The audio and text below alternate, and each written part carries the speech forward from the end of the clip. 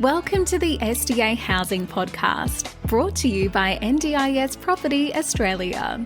Before starting this episode, we need to provide a general disclaimer. Information contained in this podcast is general in nature only. It does not take into account the objectives, financial situation, or needs of any particular person. You need to consider your financial situation and needs before making any decisions based on the information in this podcast. And you should consider seeking independent and professional advice for your personal circumstances. All right, let's begin. Hello, everybody. My name is Min, and I'm your host from NDIS Property Australia. And you listen to the SDA Housing Podcast, the show explains, highlights, guides, and brings awareness about all things SDA in this ever-changing NDIS world. Today, we have a special guest speaker, repeat guest speaker, Katalin from Hand in Hand Support Coordination. Hello, Katalin. Hello, Min. Welcome back again. Thank you for having me. I might be inviting you back because we had a great time, our team, listening to your podcast with Debbie and Kevin from Paramount last time. And I wanted to meet you face-to-face online here and talk about your journey into the NDIS and where you've come from, your background, how did you end up in the NDIS world, and just to say more about your business, Hand in Hand Support Coordination, please. Thank you, Bill. Yep. So who, what, where, how, why? Tell me more about you, please. Wow, thank you very much for inviting me for this. I really feel very, very happy that you did this. Okay, so I originally started in business. So a lot of people, I assume, we're not aware that NDIS has got a very strong business base on the legislation. So I started out in business. I did my business degree, and then I worked in business for a little while. And I just felt that it was nice, but I never really found my way, the purpose of why I was doing business.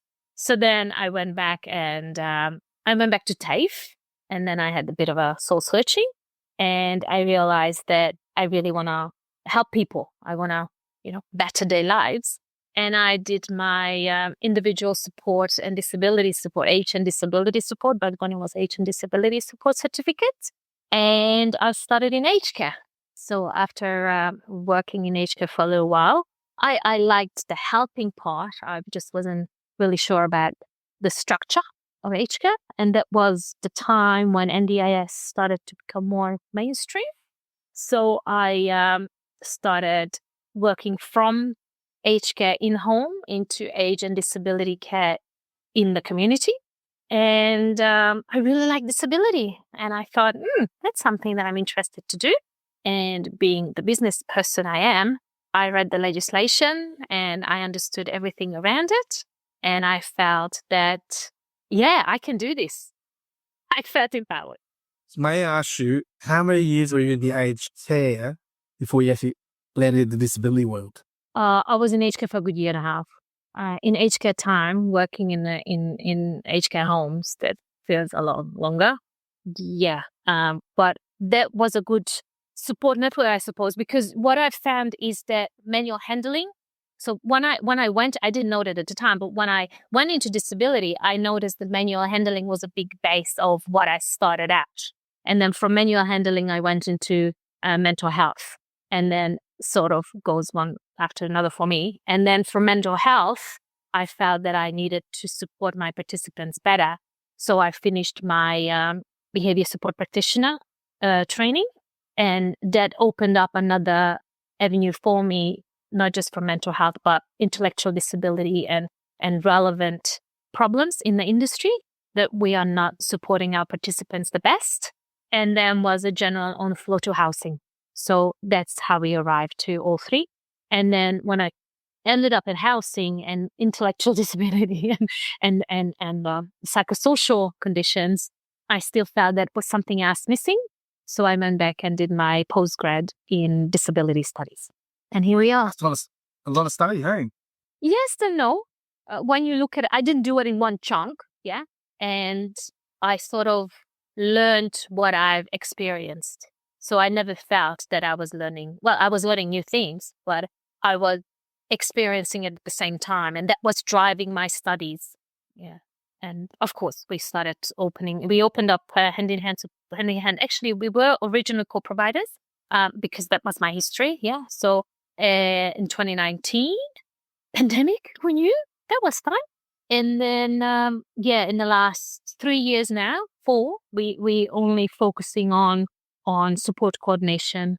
And we understood the importance of having support coordination and co-providers and all the capacity providers separately. So I'm a big believer that support coordination should be a separate service. It is more difficult to run the business this way, but that is the right way to do. So for our participants. Okay, so support coordination level 1, 2, 3, and then 3. navigators. What's the whole world of support coordination navigator going to look like in the next few years, please? We don't know. What do you think? We don't know.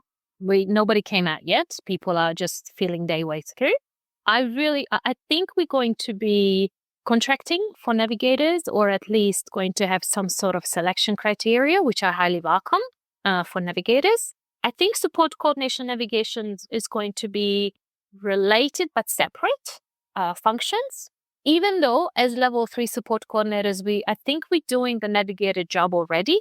Because if you look at and read what the navigator is, it's about connecting our participant with not just NDIs, but other functions as well. So as level 3, for example, when we work with other government organizations such as hospitals or Department of Family Fairness and Housing or OPAs, we already crossing those boundaries. Maybe we might have another, certification level we will have to pass. I'm not sure. I look forward to understanding it better. Yes. Are you worried about these changes? No. For you, no. What about for the support coordination sector within the NDIS? I look forward to the change that we're currently going through. So right now, a lot of support coordinators who are currently practicing don't even understand that they will need to be registered by the end of the year. So that's going to be a big learning curve. We have a lot of files coming to us. I'm only limiting it for our catchment area because as much as we want to help everybody, we can't. So we have people saying that, nobody else is taking my file, support coordinators. I'm desperate. I just need to connect with services. So we help those individuals, but we are upfront and we are not specialists in certain areas that are coming to us, but connecting to service providers and guiding them through and building the budget. We're comfortable with that. And as soon as they find a specialist in their field, we're more than happy to release the file because, as I said, we're specialists on disability, intellectual, psychosocial, and housing. So, for example, children, young adults coming to us and we can do the work, but I want them to have the specialist support coordinators that are not on the field for them. So yeah, we're connecting these people to services. Back to your question, the industry got to learn. Like they got to upskill and they got to know what they said.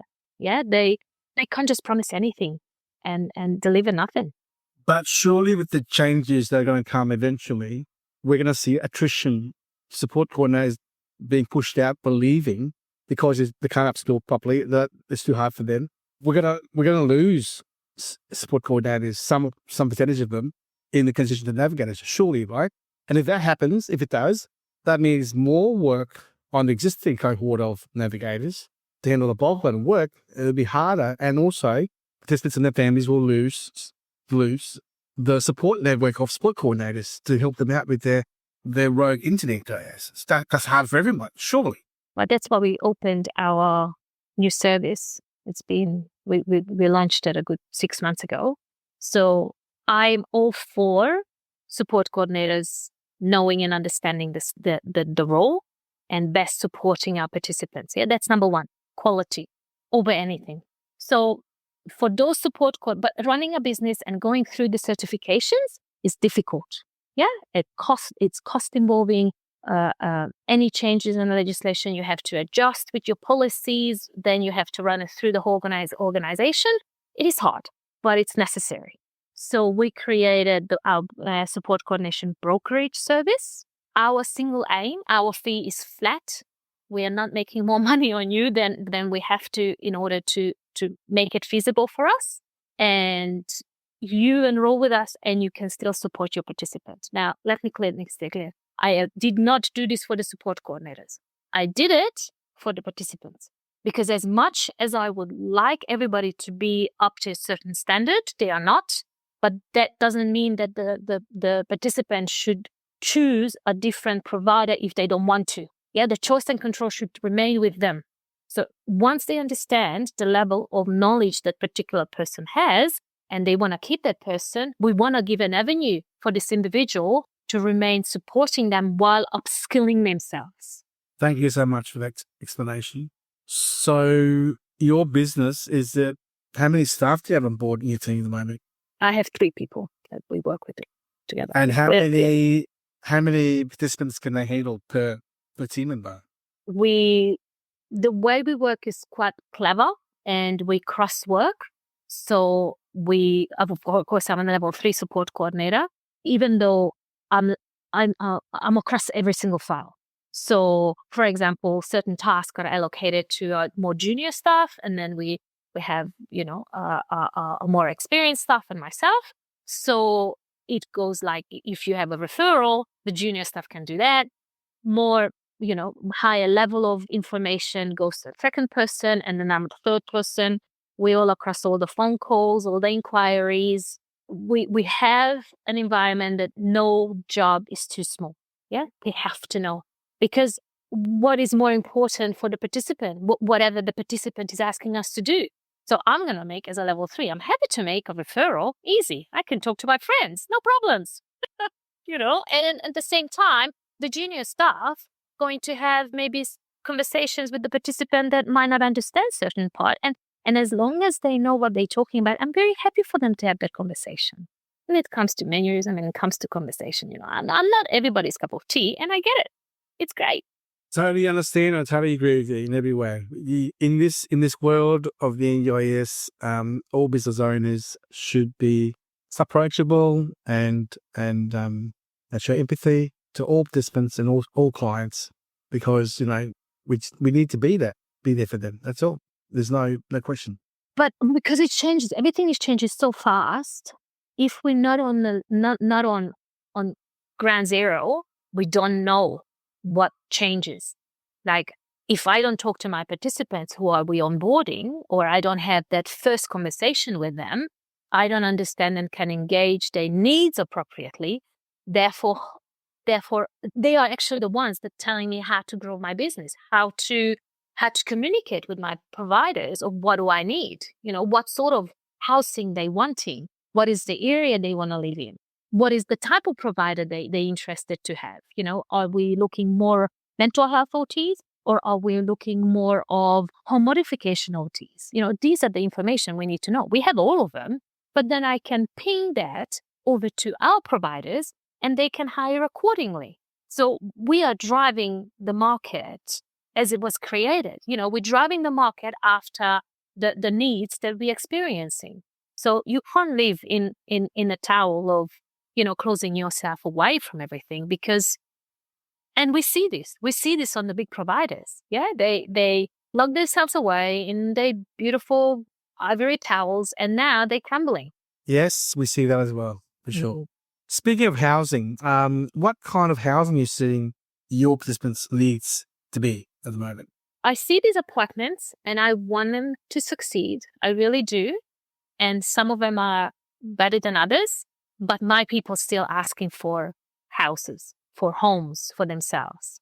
I think it comes back to that Australian dream, isn't it? That you want to have a home and the dog and the car. Doesn't change just because we are on a disability. It's the same thing. You want to have a home and a dog and a car. Yeah. And your catchment area is what part of Melbourne region? Oh, yeah. Since we spoke, it's changed a bit, but I still want to. I know. We're going further out north, which we are following the Bibo cautious. I'm in Eastern Melbourne, out Eastern Melbourne. So I'm in the Dandenongs. We are looking to open up an office now in Dandenongs as well. So I'm looking Dandenong, all the eastern and southeastern, outer and inner. And then I have a few files now in the northern one, because we know the need in the northern areas. I'm very selective and cautious around that area. But yes, we go where help is really needed, because help is needed. Yeah. Is Dandenong an area which is well looked after? I mean, providers, participants, housing, is it good, undersupply, need for service and support? What's your opinion of the Dandenong region? It's very multicultural. So we have a lot of different type of background participants and families and their interests and their needs. I suppose that's what I thrive on. It's very mixed. The housing is sort of, we can find it. We can find anything and everything. So it's good build. I think demand is going to be higher and higher as your projections showing as well. It's still, the land is cheap still compared to other areas of the city. And that's where you can still afford the dog and the house and the car. Yeah. Yeah. Further out, closer to the city, closer to the sea, closer to the bay, it's difficult to find properties, as you know. It's more expensive. So what I do, I also do, you might remember the 25% DSP and the steel component. So because of that's my market, I'm sort of priced out from the good areas of the bay. And that's okay because those investors should get their SDA money. But I can still find the 25%. Yeah. Yeah. It's good. It's good for me. Kevin said to us in a podcast in the hotspots, he said he wouldn't recommend the investor going past Dandenong to build housing. Do you agree or disagree with that comment? It's expensive. It's expensive. Expense aside, what about demand past Dandenong? I suppose because the demand is low, but then and I'm not giving investment advice here, from my own experience. So because the demand is there and the market and the build isn't, if you have maybe a few and in high quality, I think you'll be okay. But I really don't know the data as much as you do. I only know what I hear on the ground. No worries. Speaking of data, have you seen the recent data come out on Friday? No. What was it? Haven't checked it out yet. It's 1,500 new pipeline SDAs to be built across Australia. It's a lot. In all the wrong areas too. Yeah. I have, and for market, right now I have 3 files that I'm finding they're not appropriately funded for SDA. So they have SDA funding, actually 4, as they have SDA funding, but not the right level. So we can't, the purchase power is like 10, 15 grand below what the current market rate is. So they have SDA funding. We just can't house them because they're underfunded. So we're going back to, and these are all new intakes. Yeah. That's what we were talked about last month, didn't we? That it's coming. That's how quickly it comes around. Yeah. I know. In your world of sport coordination, what are some of the shocking stories you've come across in the marketplace about sport coordination? And don't name any names, just examples of where sport coordination didn't work out well for participants for whatever reason. Okay. There's good and bad and everything. I want to hear what can go wrong in sport coordination here. So some people might not know that some support coordinators work on certain percentages in order to allocate contracts. Now, this is a big problem because by taking certain percentages from funding that is not yours, I think it's unethical, but more importantly, it hurts our participants. Wait. Are you talking about kickbacks, commissions, margins of a participant's funding amount? Yes. Is that legal? Is that allowed? Is that frowned upon? What's going on here? The NDIA nor the NDIS have made it illegal yet. So that would be lovely if it was illegal. I really would like that to happen because our participants are hurting because of those commissions. Because what happens is that the support coordinators, some people out there, they take those commissions and then they bargain the quality of their participants' life away. So, great example. I met one of these participants. The funding is quite high on those files, and the participant lived in a house or in an area or the setup that was just squalor. The bed and the room was horrible. She had wheelchair. The bathroom was non-wheelchair accessible. They didn't have a hoist to lift her. It was not pretty. We rehomed this participant with the appropriately skilled staff in an appropriate home.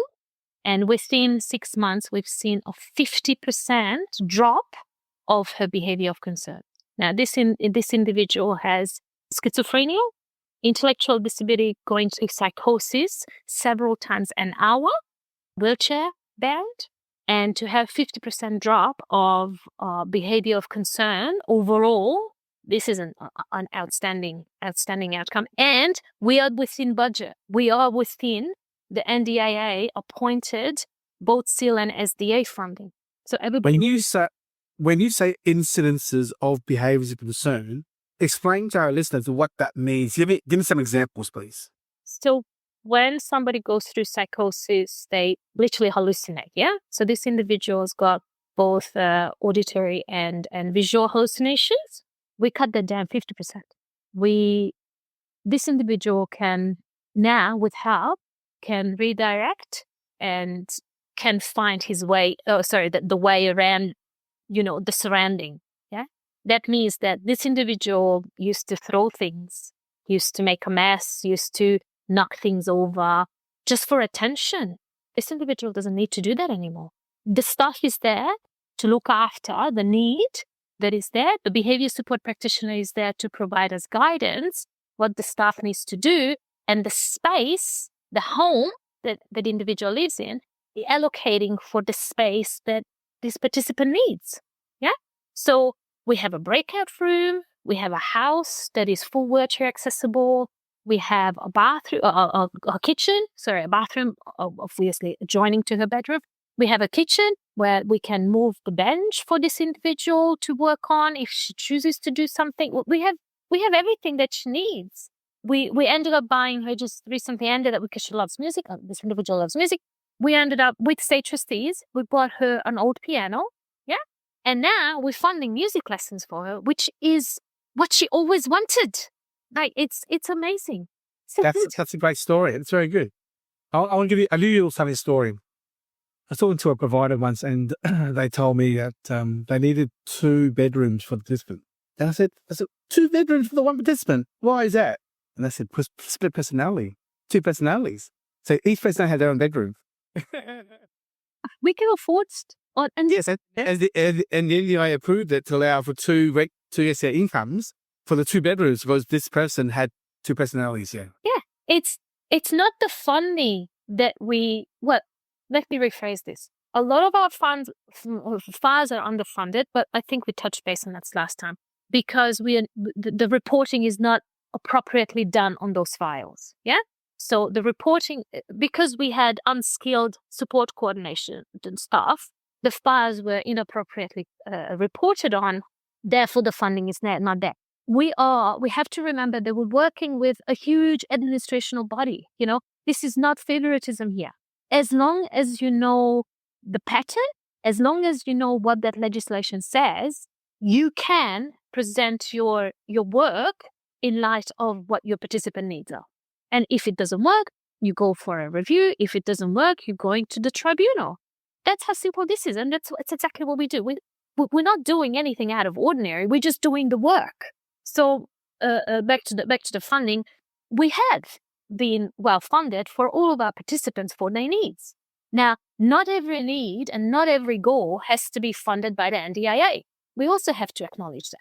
Yeah, disability relevant goals have to be, but non-disability. For example, the piano. Yeah, the piano is not a disability relevant goal. The piano was the personal preference of this individual, but because we are living within the budget, well below the budget of that DSP, we were able to save up for that piano and we were able to buy that piano. And now, because her learning of music is disability relevant, we can justify the music therapy. And there's just one out of, many. And what I really love about my work is you don't just helping one person, you actually help a huge group of individuals. Yeah, the family. And the trickle effect of one person helping one person is amazing. I totally agree.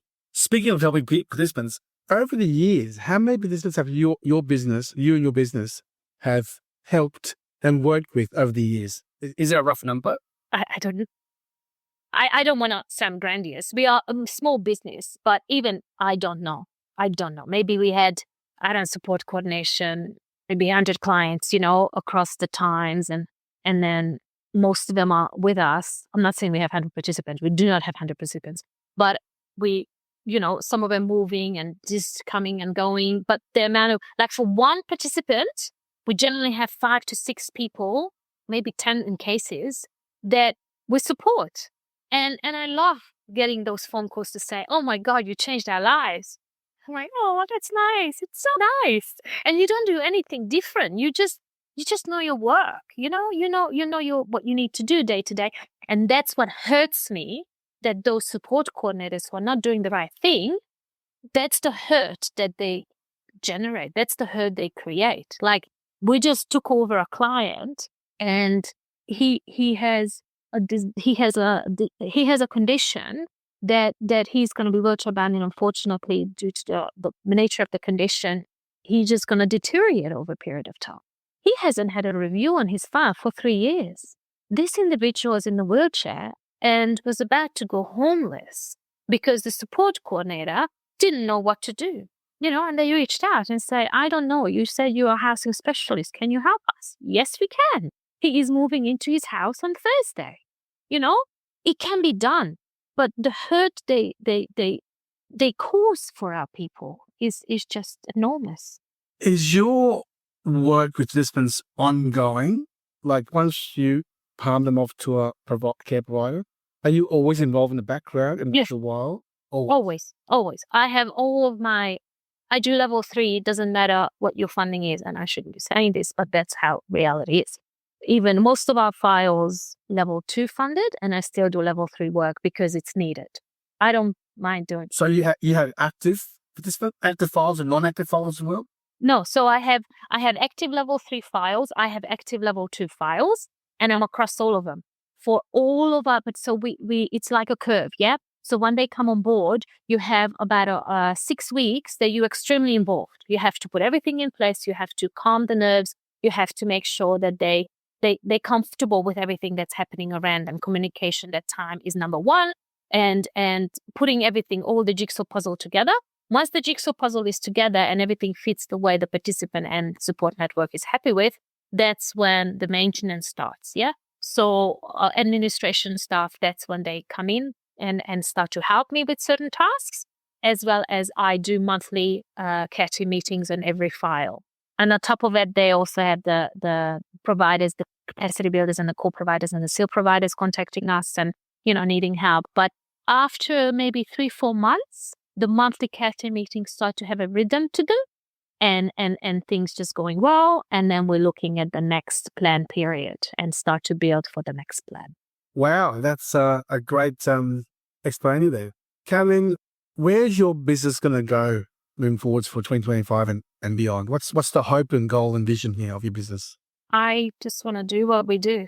I would like to do the navigation. I would like to understand better what the navigation means, and just want to keep going the way we are. I think that's feasible for us. Level 3, like, so as a support coordinators, once you do what you do, that's the job. You need to keep doing it. I would like to be just as active with my providers as I am right now. I have very high requirements for my providers to work with me. We have to share the same values in order to work well with each other. Therefore, I don't work with a lot of people who are not representing those values. Yeah. We feel the same way. That's why, we've invited you back on our podcast, because we love your energy. We love your passion. We love your ethics and values. We can hear in your voice, and we totally support your business. And we hope that the long, successful career ahead in the NDIA sector. And we hope that you listen to all our podcasts in the future, because you're a great fan of our podcast as well. I am. I'm listening every day, every week. Sure, you've not listened to all of them. Surely not. Right? Most of it. I reckon I listened to most of it, and it took me 3 years to call you guys. Yeah. What do you like and don't like about what we do in a podcast, please? Let me honest with us. I like the knowledge and the general know-how that you bring in. It's amazing. I think, and that's why I called you the first time, because I felt that, and I see why you started to reach out to other parts of the NDIS world, then you might not be as, on up to date with as you are with SDA. And I just called to say, hey, this is not quite what's happening for us. And that's maybe just us. But then you called back and said, hey, I think you're right. So here we are talking, which was nice. How can we improve what we do? I approve. 100% I approve. What can we do to improve? Oh, to improve. Nothing. I think having those conversations is the way of improvement. Yeah. Us talking and me acknowledging that you're great at what you do and you acknowledge that I am quite good at what I do is the improvement itself, and having those conversations. Because you know what you always say, but I love it when you say it. You don't know what you don't know. Yeah, I got that from you. You don't know what you don't know. And that's why I try to, do as much, short courses as well in the NDIA training courses when I feel that I need something, because it's always room for improvement. Yeah, it's always room for improvement when you talk to somebody from a different part of an SDA world. I don't know what the OT's current registration or requirements are for a housing report. What I know is that I have my housing report providers, OT providers that I like because I have great success with them and I have good conversations with them. Or, certain things from the BSP point of view that are changing, especially depending on the state. In Victoria, we have different regulations than other states. And when I work with an BSP provider, that might be the preference of the participant, but out of state, I can have that meaningful conversation with them of, hey, are you aware of this and that? And sometimes they tell me new things. Like I just lost one of my favorite behavior support practitioner because she is a registered psychologist now. And I learned heaps from her. Heaps. And it was great.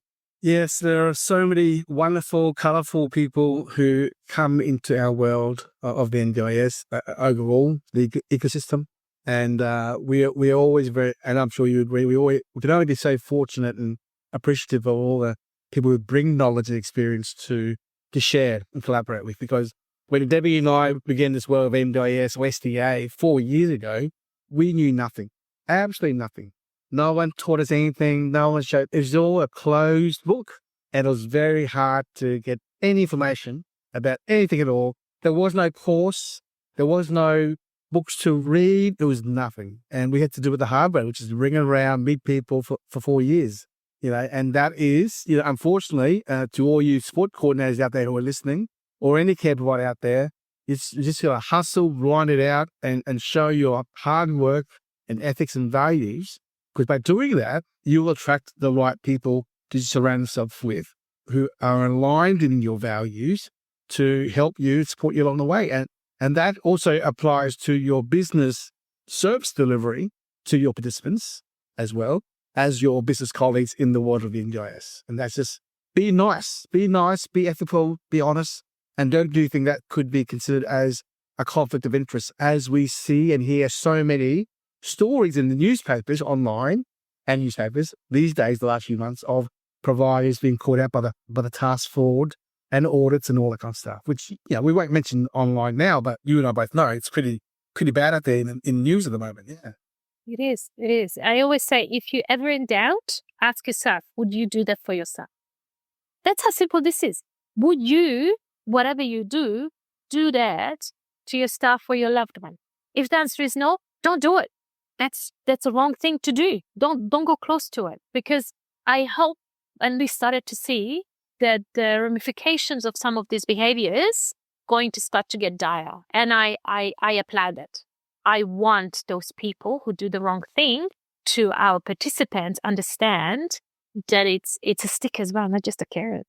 It's time. I agree. Katalin, thank you so much for your contribution to our podcast.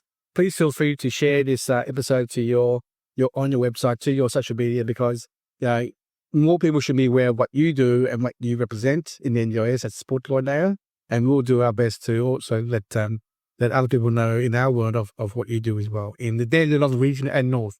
Woody, thank you very much. It's been a pleasure, years. Thanks, Shane. Thank you. Bye. See you. Bye. We hope you enjoyed this episode. Please make sure you are subscribed and following us so you can keep in the loop with all of our upcoming episodes. We would really appreciate it if you could leave us a 5-star rating, a written review, and to share this podcast with those that could benefit. Until next time, catch you on the next episode.